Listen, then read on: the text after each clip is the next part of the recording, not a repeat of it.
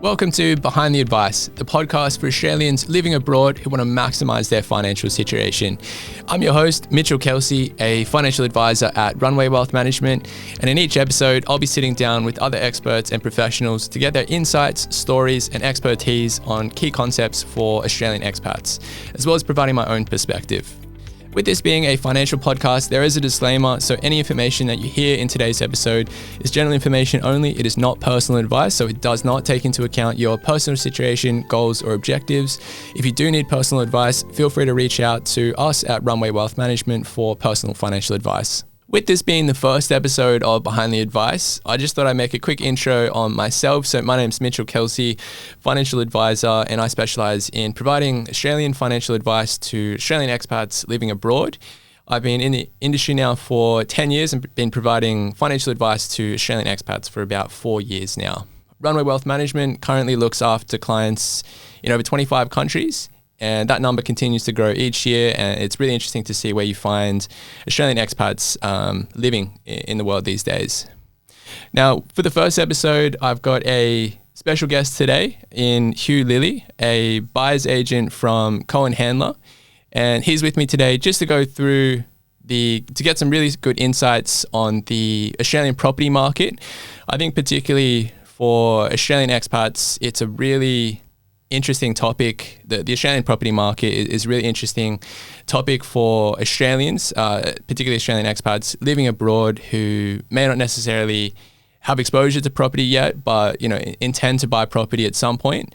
And naturally, when you're living overseas, it's very difficult to buy property as an Australian expat because obviously you can't physically come and inspect the property, and it makes it very difficult to make an informed decision while you're overseas. So I've got Hugh here today, and we're going to get stuck into the nuances of buying property and learn a little bit more about what property and what buyers agents do. So hello to you, Hugh. How are you, mate? Hey, I'm very well, thank you. How are you? Very well, thank you. It's good. Thanks for having me. Of course. It's really great to have you here. And I've just got some couple of questions here that we'll work through today. And I think just from a personal standpoint, I'd love to just know a little bit more about what got you into being a buyer's agent, and I guess obviously having an interest in property as well. So I'd love to learn a little bit more about that.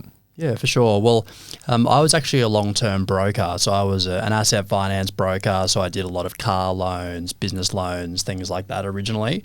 And I progressed over to a firm where we did predominantly mortgages. So we did a lot of residential loans, touched on a few commercial loans. So when I moved into that role, I was exposed to property a bit more than I had been previously. And I have a family background in property as well. So there's always been some level of interest there. But, when I was doing these mortgages, I kind of found myself being a bit more interested in the property itself as opposed to funding it and organising the finance. So opportunity popped up at my firm, Cohen Handler, where I'm at currently.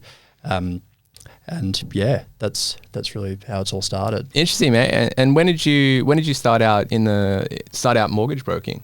It was 2022. Okay, yeah. So two years there. Interesting time as well. I think if any listeners are kind of thinking about the Australian property market or kind of follow it, most would know that it's been on a very interesting trajectory, particularly in the post-COVID world. And I think 2022, interesting time to, be providing finance as well, kind of record low interest rates. And, I think that was very much the catalyst as well for a lot of, the property price increases that we saw in 2022, right? Like easy to get, 2% finance, get home loans, fixed rates, some fixed loans sub 2%. So that allows you to, get into a property with very little of your own capital. So, interesting time to sort of get into the mortgage broking industry. It really was. And it's funny you say 2%. I remember not quite when I started, maybe a few months after, we'd have a few rate decreases in a row. I can't remember, it was at least 10 from memory, but we were writing loans at 2% and repayment seemed so cheap and property prices were obviously different back then, and then progressively it's just gone back up, and it's been really interesting to see how the market's reacted, and how people are reacting too. So it's been a very interesting time for sure. Yeah, absolutely. And I know just for some of my clients as well, like there's not a lot of them, but there's still some that have got a fixed rate loan that's just kind of coming off this year. So they're going from, 2%, 2.5% to 6%, at least. Almost double. Yeah, or triple. It's interesting. Yeah. Very interesting time there. And I think, again, just staying on the personal side of things, just wanted to get your thoughts on, I guess, your personal view on what do you like about property as an investment, as from a living situation as well? Well, I mean, you've got to live somewhere, firstly. That's a very basic answer, but I think you've got to live somewhere. What I personally like about property is that within Australia, I think it's very much a part of our psyche to purchase property. It's almost ingrained into you that, you should buy property, and that's a really great store of wealth. And traditionally it has been. I mean, we've had amazing growth for many, many years, particularly over the last 5, which is another story altogether. But what I like about it as well is that it's just everything's different. Every day is different for me personally. Like we're seeing different houses. We see some beautiful homes, 10, 15 million. You see other cheaper ones, and you just see everything across the whole spectrum. And plus you're dealing with different personalities, the vendors, the real estate agents. You're just dealing across the entire spectrum. So it makes for a very interesting job. And people just like to talk about it too. Like I find Australians just love to chat property. They love it all the time. Yeah. So that sometimes makes my job harder because a lot of people are experts, of course, or think they're experts at least. But it's just an interesting place to be, and I see so much out there, so it's really fun otherwise. Absolutely. And you're right. I think, Australians, it's like a pastime for us. We're very fascinated in property, which kind of leads me to my next question in terms of, being a buyer's agent, in terms of what your role is. So if you were to kind of just summarize kind of what a buyer's agent does, and like if I give my kind of view on what a buyer's agent does, of course we'll get into your view, your description of it being the expert. But I think buyer's agents, my understanding, you work for the buyer in most cases. I think if you think about traditional real estate agents, they tend to look after the seller in most cases. Yes, you might have a real estate agent that's trying to source you a property in some instances, but I think just the way the property market's developed and evolved over the last 5 years, it's really allowed for buyers agents to really have a high degree of value in that buying process for a prospective buyer. So yeah, I mean, Hugh, what is a buyer's agent? Yeah, well, like you said, a selling agent or a real estate agent's primary job is to protect value and get the best possible price for their vendors. That's the aim of the game for them, and you can make a good income by doing that. But conversely, for us, we act solely on behalf of the buyer. So a buyer would engage us. So we'd basically go from the very start. So we'd obviously try to understand what they like, what they might have seen, what they might have missed out on, really gauge the whole story. And then from there, we pretty much source the property. So, whether it's calling real estate agents or various means by which we do that, transact on it. Obviously, once they've seen it, we can send videos, organise all the inspections, organise all the building and pests if required, pretty much take care of the whole process from meeting the client, understanding the story to transacting on it, and even post-settlement care as well. I mean, we still talk to a lot of our buyers post-settlement, just give them updates on the market or what's happening generally, which might help them. And that's pretty much the sole job that we have. And that's, of course, really important, particularly if you're looking at property as an investment, right? To have that support, post-purchase, I think is really important. And if I think about, some of the advantages of looking at working with a buyer's agent is my understanding is there's the ability to gain access to properties that might not be listed just yet. So you've almost got access to a market that, doesn't have as much competition. Buyer's agents are able to source a property for you. can you just shed a little bit more light on that as an advantage for prospective buyers? Yeah, definitely. So I think if you're just an average person and you're at work and you've got a family and you've got all these other extracurricular activities, looking for property is not easy. Like it's very time consuming. And if you're looking at the major portals like, REA, realestate.com, Domain, etc., you're really only accessing a portion of the market. I mean, not everything, not every property that trades in a certain city does not hit realestate.com. There's a vast amount which transacts off market, transacts pre-market. And really if you just have access to those portals, and even if you're all over those portals like nothing else, you might be up at 5 o'clock every morning, have updates set on your REA account, and you're across every single property. There is a lot out there that you won't see. So the primary, in this current market, the primary benefit of a buyer's agent is really just to show you stock that you wouldn't otherwise see. And there are a lot of people who don't want to take their property to market, which for various reasons, which I can get into, but yeah, like you say, it's a really key opportunity and key value add that we can provide is just showing you these off-market properties, pre-market properties, and just properties you wouldn't see. Yeah, really. Absolutely. And I can just speak from personal experience. There'd be weeks and sometimes months when my partner and I were looking for a property and there'd just be no stock, right? And it's like, where is this stock? And I think that's can be quite frustrating for a buyer when you're trying to get into the market.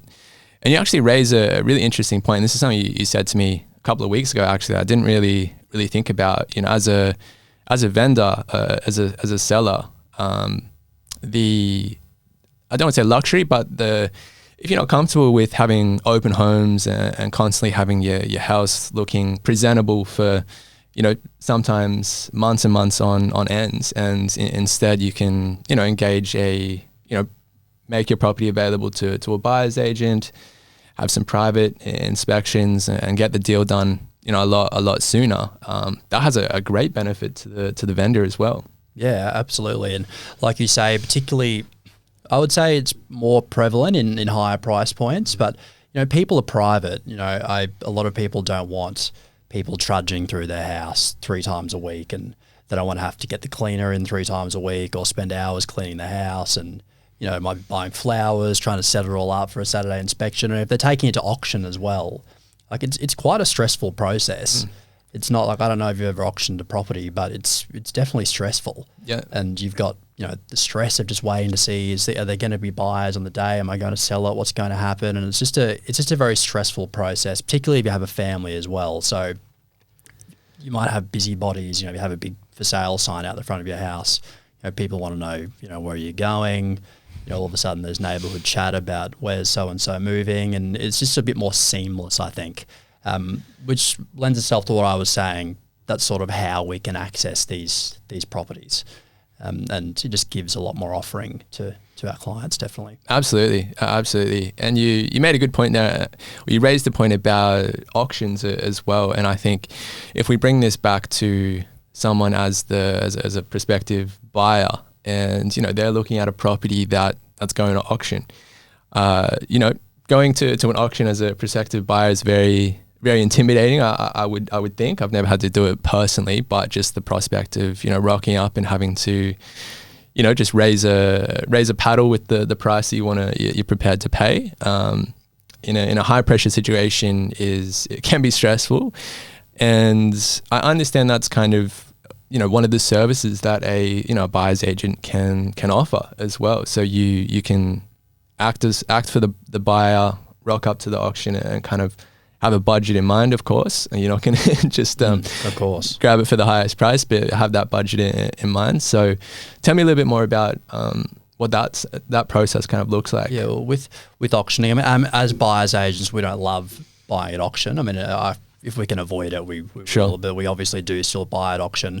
Well, auctions are just designed to put people in a pressure cooker situation and pay more. I mean, that's really what it comes down to. I mean, it's a great method of sale for that exact reason. And, there's a little saying as well, start it low, watch it go, start it high, watch it die. And, you see people just get completely caught up and, they might raise their paddle more than they wanted to, and it just creates a scenario where they pay more. So with us, like I said, we don't love buying at auction, but if you do need to go to an auction, you do want someone who's completely impartial. They're not going to get frazzled.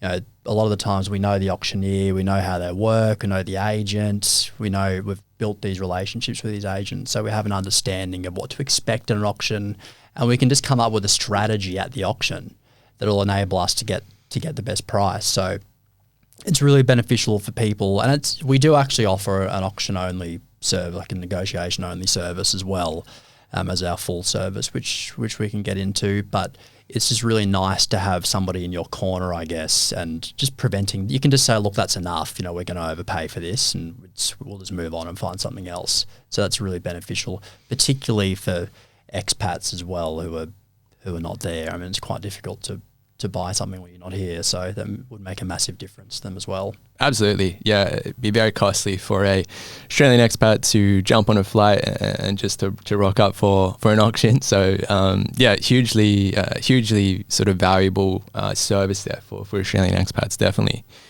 Let's get into maybe looking at different properties. So, for example, I speak with clients all the time about what their property objectives are, and it varies. Like if they're looking to own property as an investment, it's a very different discussion than if they're looking to buy property as a potential future main residence. So when it comes to the property being a main residence, obviously there's a little bit more of an emotional and a personal attachment there. There's less. It's kind of non-negotiable in terms of the suburbs that or the cities that they're looking to buy in. So there's less flexibility there in terms of looking to find different properties, to buy. But I think if we look at the investment, looking at it through the lens of an investment perspective, many clients they're not, if they're looking to buy property as an investment, they're not necessarily overly concerned with the state or the city. And in those instances, and for financial advisors, generally we can't advise on where you should buy property. It's not an area where we say go and buy in this city. It's got really good historic capital growth trends. We really like it here. We really leave that that's really the job of a buyer's agent. So love to get your thoughts in terms of, when a client comes to you and says, just very broadly, like, we're looking at a property in Queensland, and, it might be a little bit more specific. It might be Brisbane CBD. How do you guys go about, finding quality properties for these clients to really, build their wealth? Well, buyer's agents are just professionals in the property market. So, at our firm, we have people on the phones to real estate agents every day. We know what's coming to market. We know what's performing well. We know what has scope to perform better. We're just across the market. So if you were an expat talking to a buyer's agent, it would be beneficial in the sense that we can point you in the right direction. And, if you're living overseas, or you might have been living overseas for years, I mean, you would know better than me, but there might be some who just haven't looked at property. They're not even here.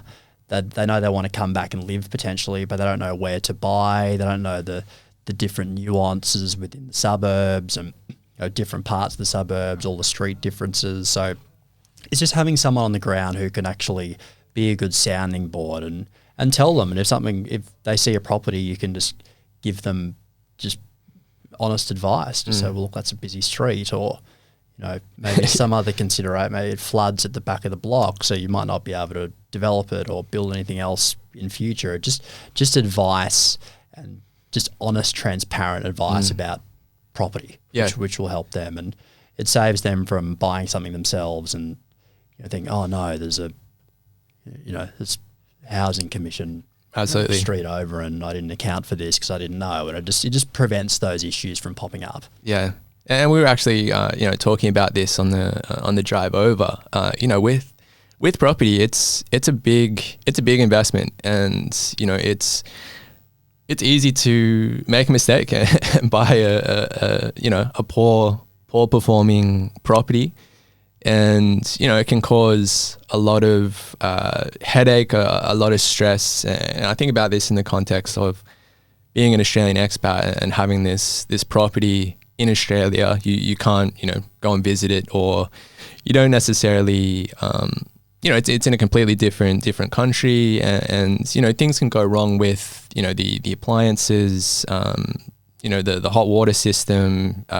Things can go wrong with property. Of course, it's a risk that comes with buying property in general, but there's a lot that you can't control, and I think if you're looking at it from an investment perspective, it's easy for the cost to kind of blow out and make it not necessarily a viable investment. And I think if we think about the capital growth,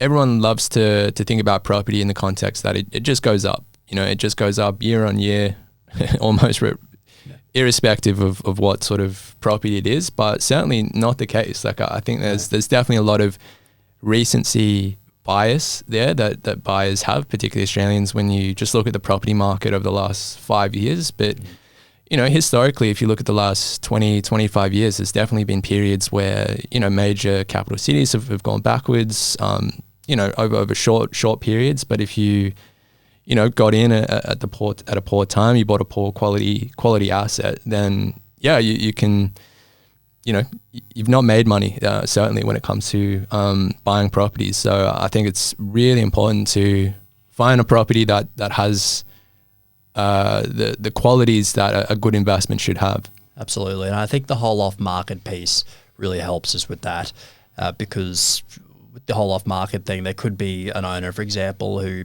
lives in New Farm, wants to buy a house in Ascot, as an example, and the house they want to buy in Ascot is going to auction, and obviously you need to be unconditional in an auction environment. So they need a buyer for their house, and we'd get a call saying, do you have a buyer for this particular house? And obviously there's no chance you would find that if you were not doing our job, basically, and have these relationships that we've developed with all of these agents and other stakeholders too. Yeah, absolutely. That helps us in that effort to get a more holistic idea of what's out there, and you can make a more informed decision otherwise. Yeah, definitely. I think just bringing this back to, I think, in the context for Australian expats being, hopefully those that are listening, Australian expats, we've kind of sprinkled really throughout the conversations we've had thus far, like the challenges that Australian expats face, and really the benefits that you can, gain access to through engaging a buyer's agent. I think just being in a different country and not being able to physically inspect the property is kind of challenge number one. I've got a lot of clients that they'll go back to Australia for a month or so just to kind of visit family. It's usually around the Christmas sort of New Year period, and they might inspect a couple of properties while they're there. Obviously, there's not a lot of stock usually coming to market around that period. But at least they can kind of just get a feel for certain areas, and then they'll head back and kind of make a decision, based on what they saw. So I think, the main benefit, of course, is just having someone on the ground to find and, source a quality property for you. Is there any other benefits that you would kind of specifically add there? Of course, there's more, but what would be your top, further two sort of major benefits? Well, we sell on case studies, really. So obviously we buy a lot of property, but that's not the sole selling point for us. So we like to basically get the story and sort of compare it to what some of our other clients have been through. But in the case of an expat, for example, if you're living in London or live in Switzerland or wherever it might be, you're on the opposite ends of the day. If you wake up at 6 a.m. and most real estate agents are going to be asleep. So it's difficult in Brisbane or in Australia. So it's difficult.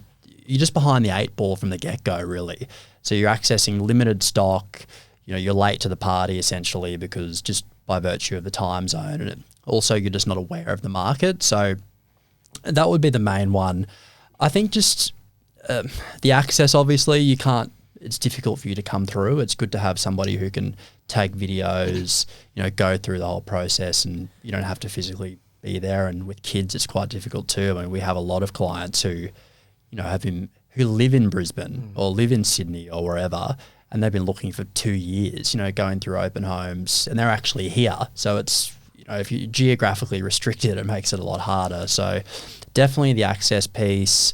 Second to that, I would say just market insights. You can read the AFR as much as you like and everything else, but unless you're super active, it's hard to, and living here, it's quite hard to make an informed decision. And we have investment people within Cohen Handler as well, investment buyers agents who are, across yields and across which suburbs might be performing better in a rental property sense. So just really having someone who can A, physically be there for you, and B, provide insights, which you probably wouldn't be able to get by yourself. Absolutely. And I think you kind of raised an interesting point in that case study where, you had a client that, had been looking for 2 years. And I think with buying property, the concept of, analysis paralysis can definitely creep in for Australians, particularly Australian expats that are looking to buy a property. Is now the right time? Should we wait until interest rates come down, or, should we wait until the market comes back a few percentage points before we look to get in? And I think just that whole thought process can sometimes be a little bit counterproductive for a lot of Australian expats. And, as in your example, before you know it, 2 years have passed and the market's, going up, 10, 15% in some parts of Australia. And there's a true opportunity cost to that. And I think if you're working with a professional who's going to put these really viable options in front of you, there's definitely value there and benefit. It's going to really allow you to make an informed decision.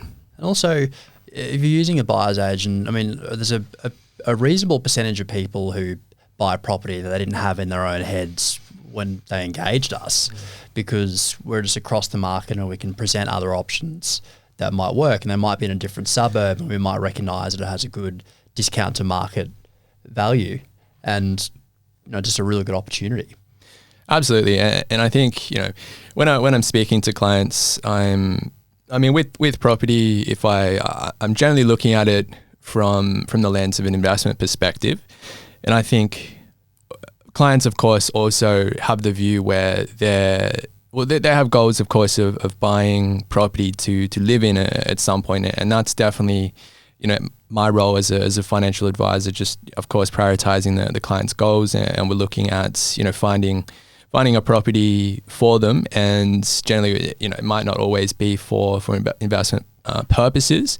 So I like property as an asset class. That there's definitely, other assets that maybe are a little bit more tax effective when it comes to Australian expats. There's definitely some tax considerations for Australian expats when you're looking to own property. But I think one thing that you get with buying property, and particularly why I am definitely a proponent in terms of having some exposure to property as an asset class, even as an Australian expat, is just the ability to leverage, right? So you can borrow funds. You've then got an asset that's greater in value, and then if that asset increases 5-10% per annum, you're earning that on a much larger value. And if you, I guess, contrast that to shares as an example, not that sort of. You don't generally, you can definitely leverage to buy shares, but I think in the context for Australian expats, you're not getting any tax benefits when you're doing that as an Australian expat who's a non-resident. So property's definitely got that working for it. And of course, it's my job to really just make sure that they're aware of the tax considerations more longer term when it comes to buying property, particularly if it is for investment purposes and the goal is to sell it at some point. So Hugh, we've really honed in terms of what you can do as a buyer's agent. The services that you provide. Really interesting to hear that Cohen Handler have got like an auction services as well. I thought that was really interesting.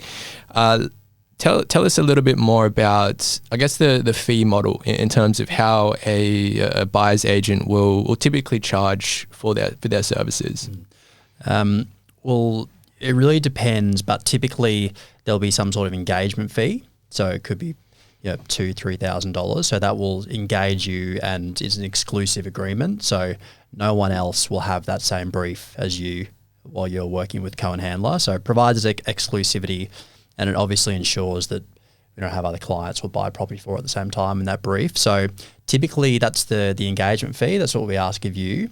And then following that, it's typically a percentage of the purchase price, and it sort of depends on the brief and the whatever else. There are a few variables that go into that, but typically it's a percentage of the purchase price. Sure. Okay.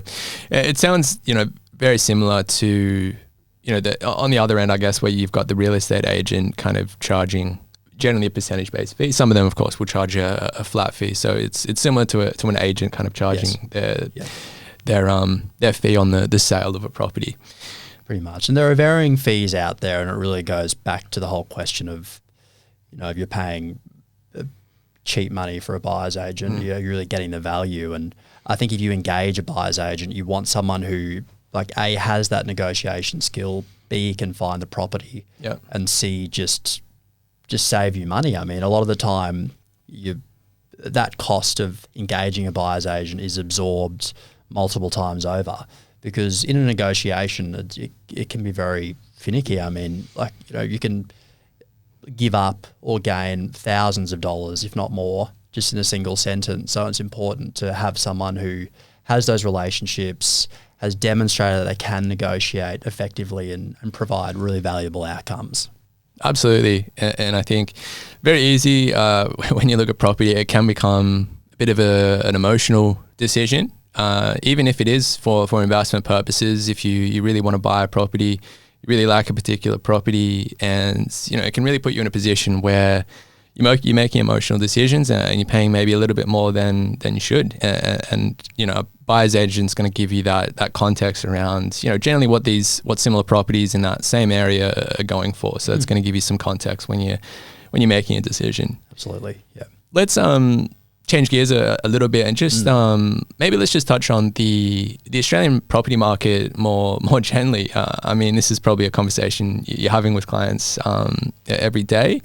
If we think about the Australian property market in 2025, I've looked at some of the more recent CoreLogic data. They have some really good charts and data in terms of what property markets have done, month on month. I can see some of the capital cities have come off a little bit month on month. Obviously, if you look at it on an annual basis for 2024, you're still having, double digit growth. I think Brisbane and Perth were kind of the outliers that I saw over the last 12 months to December. So what's your kind of view on, I guess, the trajectory of the property market in 2025? Well, I think it comes back to a question of stock, and I'm finding, and it's very boring to say, but our primary problem as buyer's agents is actually just finding stock, just like everybody else.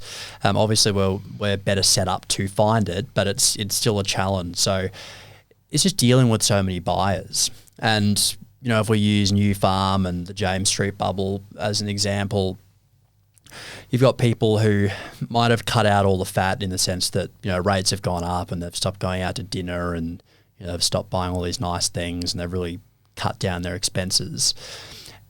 They can sell their property they might need to sell their property, but there's so many buyers. So prices just keep going up because let's say they have a $3 million property and, they need to get it. They're happy to take 2.6, 2.7 for it.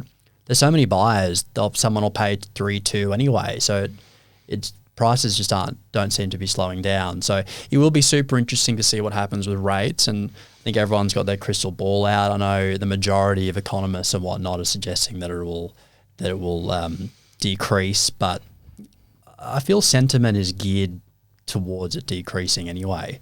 There's so much buyer activity. It's just super interesting. Yeah, absolutely. And I think it is very much a question of supply, right? Like even in one of the greatest kind of interest rate hiking cycles that we've seen in history, property prices didn't necessarily waver. So even if, rates come down, like it hasn't necessarily been a rate story when it comes to, price movements in property. And I think with it's very, as I said, it's very much a supply story. And, you got the government trying all these new initiatives to build new homes. And I think it's, just with the price of building materials, it's very difficult for builders to make a profit when they're building, new homes or duplexes. And so you don't have a lot of, stimulus for builders looking to add more stock to the current, available stock. So yeah, very much a supply story. It'll be interesting, as you mentioned, interest rates, the cash rate right now is at 4.35%. I checked earlier this week, the ASX has this interesting tool. It's called the RBA rate tracker. And essentially it just kind of prices what investors, so individuals that have got their money on these financial instruments, cash futures, what they expect the Reserve Bank to do at its next meeting. And it kind of gets updated each day. And I was looking at it earlier in the week, and currently there's a 95% chance that the RBA will in fact cut interest rates at their next meeting, which is February, I think 17 and 18. They have the 2-day meetings now. Whether or not they should be cutting interest rates, I'm not sure. We've still got core inflation, had some really positive quarterly consumer price index data come out last month in January, and that showed that core prices, so if you take out those, more volatile price items like food and energy, the core rate of inflation is still 3.2%. So still above that target band of 2 to 3% that the RBA is looking for in terms of the sweet spot for inflation, where we've still got, economic growth holding up quite well. So whether or not they should is another question. But, by all accounts, where investors and the market are putting their money, they're expecting, rates to really come down. And I always like to kind of look at it in the context of where the ASX 200 benchmark, share market index is at. It's at 8,500 at the moment, which is near its record high. So I think, investors are definitely pricing in the prospect of an interest rate cut. So yeah, definitely going to be an interesting rate decision, and the first possibly rate cut in a potential easing cycle. And seeing the Reserve Bank kind of joining most of the developed world in that respect as well. So you've seen, the ECB in Europe, the Fed in the US, Bank of England cutting interest rates as well. So, natural for the RBA to feel some pressure there as well, that they maybe should be cutting interest rates. So it's definitely going to be an interesting, an interesting decision, and interesting to see how it impacts the property market in 2025. Absolutely. We talked about how difficult it is not difficult, but we've talked about how prices are going to remain elevated. I wanted to know if you work with many first home buyers in your role, and what's kind of your advice to them if they say, Hugh, we want to get in the market, we just want to have some exposure to property. What are you kind of looking at in terms of maybe different asset types? And when I say asset types, I mean, are you looking more at apartments for these types of individuals, townhouses, houses? What sort of property type, I should say? And yeah, what's your general kind of guidance for those individuals? Well, it's a big misconception with buyer's agents that we only deal with high net worth people or time poor people, but the reality is we deal with the whole spectrum, and we have people who are wanting to spend $800,000 on a brick walk up to 10, 15, 20 million. So it's a very diverse range of buyers that require a service, and people who are in a price point, $1 million price point, they in reality struggle just as much as someone trying to buy a more expensive property. So it's across the board. So that's the first thing. So we do deal with a lot of first home buyers. We recently bought a really good apartment in Newstead for a first home buyer, which was great. That was all off market. He'd missed out on a heap of properties as well. So that was really great for him. It really just depends on the person. Like, I'd love to give broad blanket advice on what would be the best property to buy, but if you're an owner occupier, it really just depends on where you want to live, how much you can spend, and just really up to us just to maximize what we can do for you and put you in the best possible place. But yeah, it really just depends on the client generally. Yeah, definitely.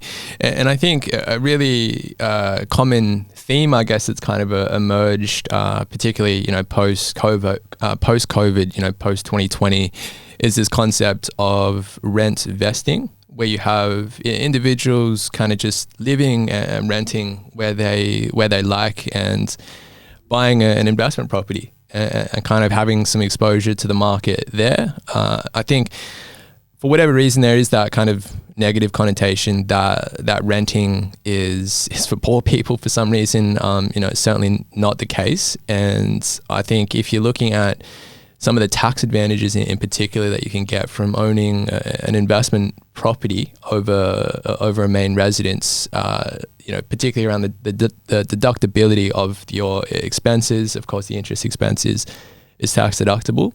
Are you seeing many, I guess, of course, all ages are kind of, familiar with this concept and exploring this concept, but particularly for your younger buyers, are you seeing many Australians kind of look at that as a way to get in the market? 100%. We see it quite frequently, and I really understand if you want to maintain a certain lifestyle, and maybe you can't afford a property in that suburb or in that area.